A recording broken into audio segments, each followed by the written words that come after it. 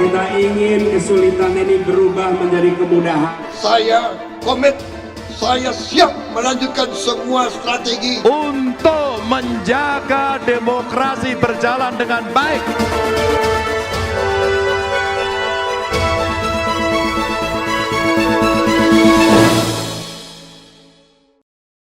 Halo, selamat pagi. Saat ini Anda menyaksikan Berita Banten bersama saya Rusdi Maulana. Sejumlah informasi aktual dan menarik akan kami hadirkan untuk Anda. Dan berikut 3 berita utama pagi hari ini. Diduga kelelahan, Ketua KPPS meninggal dunia.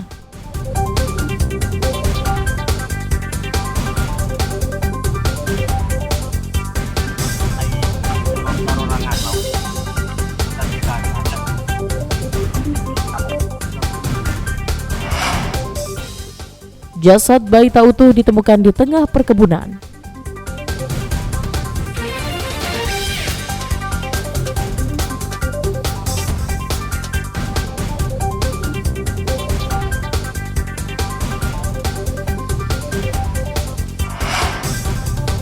Korban perundungan trauma dan takut keluar rumah.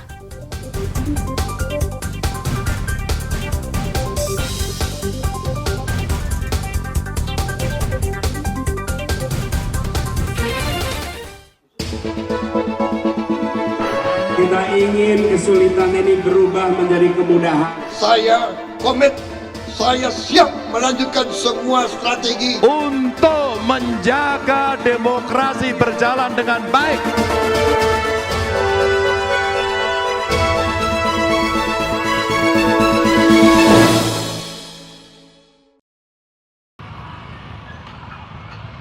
Pasca pemilu, bukan hanya harga beras saja yang mengalami kenaikan. Harga bumbu dapur, sayur mayur, dan sejumlah bahan kebutuhan pangan lainnya juga mengalami kenaikan. Seperti yang terpantau di Pasar Rangkas Bitung, Kabupaten Lebak. Harga cabai keriting saat ini naik dari harga Rp60.000 kini menjadi Rp100.000 per kilogramnya. Cabai rawit orange naik dari harga Rp60.000 menjadi Rp80.000 per kilogramnya. Sedangkan cabai rawit hijau naik dari harga Rp40.000 menjadi Rp50.000 per kilogramnya. Selain cabai dan kenaikan juga terjadi pada komoditas bawang merah yang naik dari harga Rp30.000 kini naik menjadi Rp35.000 per kilogramnya. Sedangkan untuk sayur mayur seperti buncis, kol, rata-rata mengalami kenaikan harga Rp5.000 per kilogramnya. Pedagang memperkirakan kenaikan harga ini akan terus bertahan hingga mendekati bulan Ramadan. Yang naik cabai merah keriting. Berapa kamu jual? Sekarang jual 100. Dari tadinya berapa? Dari tadinya 60. Kalau cabai apa? Cabai oranye 80 sekarang. Terus yang hijau? Yang hijau 50 sekilo. Terus selain ini cabai yang naik apa nih? Sayur mayur naik ya? Sayur mayur lumayan naik. Yang apa yang naik sayur mayur? Buncis 20 sekilo. Awalnya berapa? Awalnya cuma 8.000. Kalau kol yang gitu? Kol 10.000, awalnya 7.000. Kenaikan harga juga terjadi pada komoditas lainnya. Telur ayam misalnya saat ini harga melonjak dari Rp25.000 menjadi Rp28.000 per kilogramnya.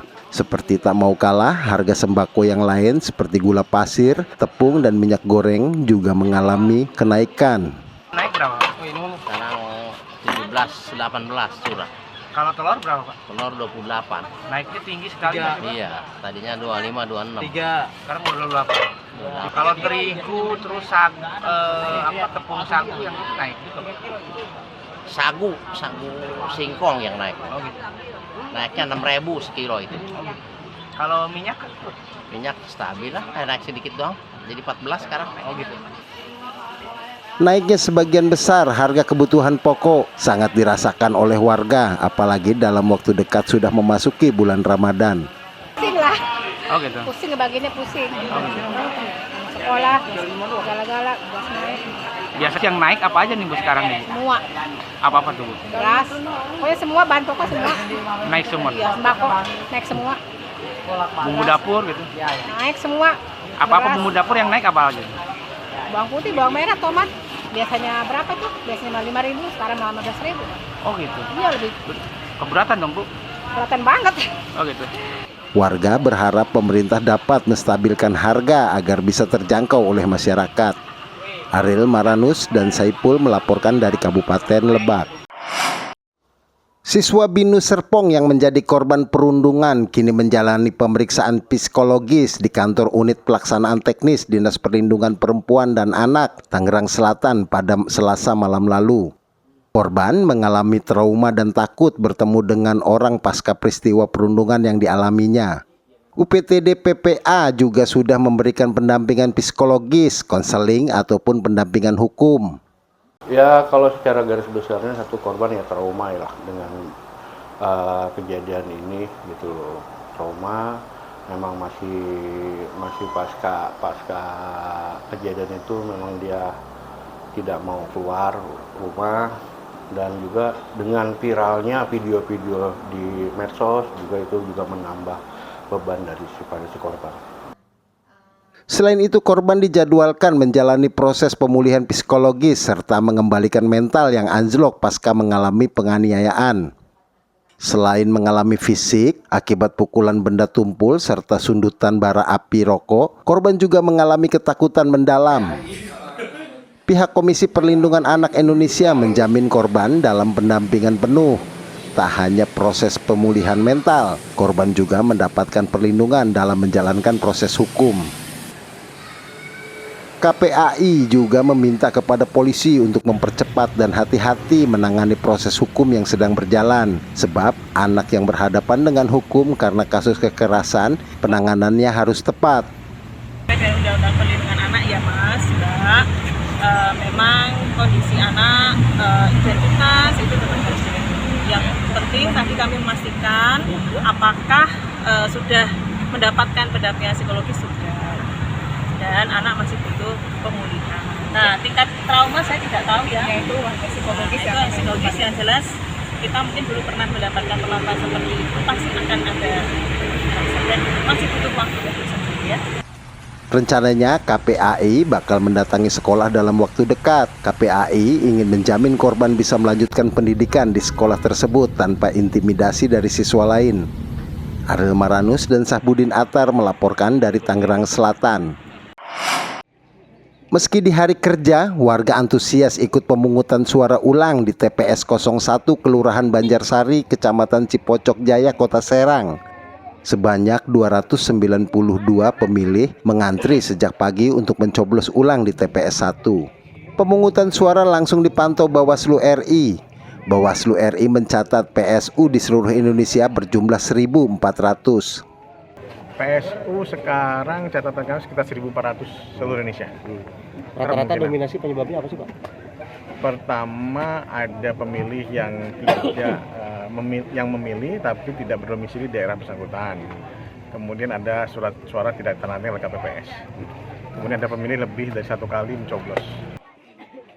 Sejumlah warga mengaku jika kesalahan di TPS yang mengakibatkan PSU, maka anggota KPPS ke depan harus dievaluasi. Sebenarnya dengan adanya pencoblosan ulang 2 kali ini, semoga kedepannya juga bisa jadi bahan evaluasi gitu, supaya tidak terjadi kesalahan lain. Ini ada terganggu waktunya? Kalau saya sendiri enggak sih, karena emang lagi libur juga. Walaupun memang hanya hari kerja, hari kuliah ya coblosannya, tapi kalau saya sendiri enggak begitu terganggu. Di Kota Serang ada 4 TPS yang melakukan pemungutan suara ulang, dibagi menjadi 2 pelaksanaan di hari Rabu dan Sabtu mendatang. Sedangkan di Tangerang Selatan, buntut dari pelanggaran membuka kotak suara sebelum rapat pleno rekapitulasi penghitungan suara yang diduga dilakukan oleh anggota KPPS di Kelurahan Jelupang, KPU bakal menggelar penghitungan suara ulang. Penghitungan suara ulang hasil rekomendasi dari pihak Bawaslu atas pelanggaran administratif. Penghitungan suara ulang bakal digelar di TPS kantor Kelurahan Jelupang yang meliputi 95 TPS. KPU Kota Tangerang Selatan masih menunggu keputusan dari KPU Provinsi Banten yang menentukan waktunya. Ini kita sudah terima rekomendasi Bawaslu untuk melaksanakan apa yang disebut pelanggaran administrasi dan penghitungan suara ulang di PPS Jelupang.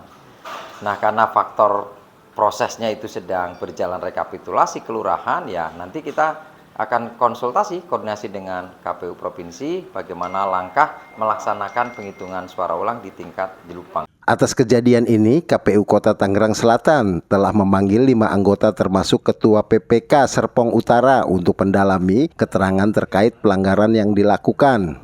Fajri Munawir dan Syahbudin Atar melaporkan dari Kota Serang dan Tangerang Selatan. Ya, informasi tadi mengakhiri berita Banten pagi hari ini. Saya Rusdi Maulana mewakili kerabat kerja yang bertugas mengucapkan terima kasih, selamat pagi dan sampai jumpa.